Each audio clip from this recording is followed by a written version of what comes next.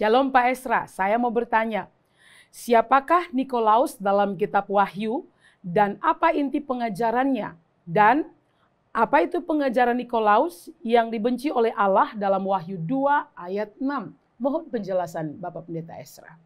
Nah, saudara, memang nama Nikolaus itu muncul di dalam kitab Wahyu 2 kali. Yang pertama dalam Wahyu 2 ayat 6, saya bacakan. Tetapi ini yang ada padamu, yaitu engkau membenci segala perbuatan pengikut Nikolaus yang juga ku benci.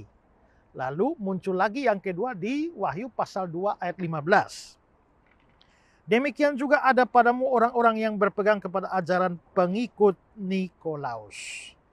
Nah, saudara, kalau saudara baca baik-baik, maka sebenarnya di sana bukan Nikolaus secara pribadi yang dibicarakan, tapi pengikut Nikolaus. Ya. Jadi bukan ajaran Nikolaus, tapi ajaran pengikut Nikolaus. Nah, lalu jadi dengan kata lain yang bermasalah ini bukan Nikolausnya, tetapi pengikut Nikolaus. Nah, siapa Nikolaus di sini? Nah, tidak ada kejelasan tentang orang ini siapa dia.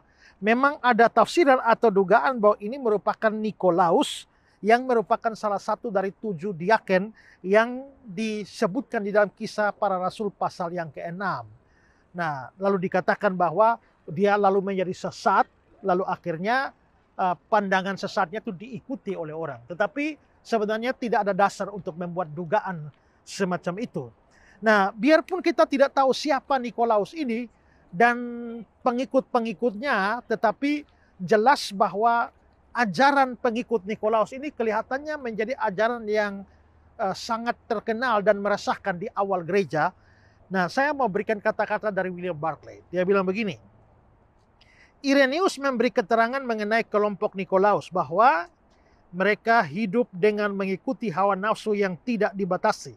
Dalam bukunya Against Heresies 1263.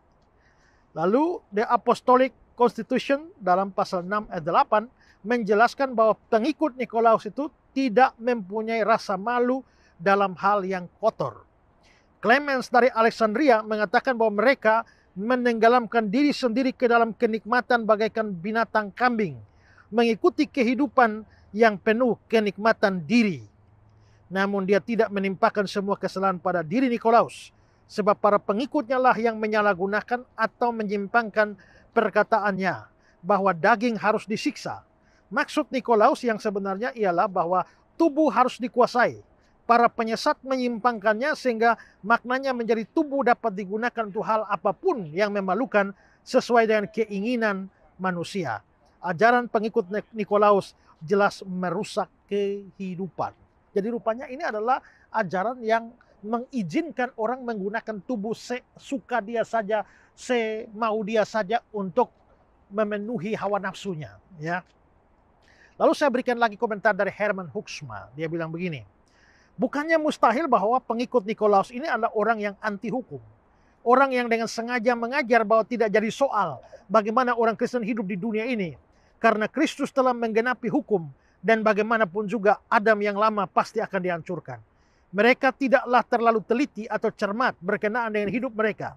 Singkatnya, mereka adalah segolongan orang yang dengan ajaran dan hidup mereka mengancam untuk menghapuskan perbedaan antara gereja dan dunia di Pergamus. Dikatakan dunia di Pergamus karena itu disebutkan dalam surat kepada jemaat di Pergamus. Nah, jadi sekali lagi bahwa ajaran pengikut Nikolaus ini adalah menggunakan tubuh sesuka-suka mereka saja. Ya, menggunakan tubuh untuk memuaskan hawa nafsu mereka.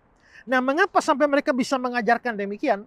Nah, William Barclay mengatakan dalam pemikiran, dasar pemikiran mereka itu ada 3. Pertama, hukum Taurat sudah tidak berlaku lagi, karena itulah orang Kristen boleh berbuat sekehendak hati mereka dengan menggunakan tubuh mereka. Yang kedua adalah tubuh ini jahat dan jiwa itu yang baik. Nah, ini pasti ada pengaruh Gnostisisme di balik itu. Sehingga apapun yang dibuat oleh tubuh itu tidak ada pengaruhnya kepada jiwa. Dan yang ketiga adalah orang Kristen dibela oleh kasih karunia sehingga tidak ada ruginya sekalipun mereka berdosa dengan tubuh mereka. Nah, ini adalah ajaran yang sangat menyesatkan. Sehingga pada akhirnya orang-orang pada zaman itu mengikuti ajaran pengikut Nikolaus dengan kata mereka hidup tanpa hukum, mereka hidup secara sembarangan, mempergunakan tubuh mereka, memuaskan tubuh mereka sedemikian rupa, dan mereka tetap menganggap bahwa itu adalah bagian dari kekristenan, bagian dari hidup kekristenan yang sudah dibebaskan, hidup di bawah kasih karunia dan dibebaskan dari hukum Taurat. Nah, itulah ajaran yang menyesatkan yang muncul di dalam kitab Wahyu.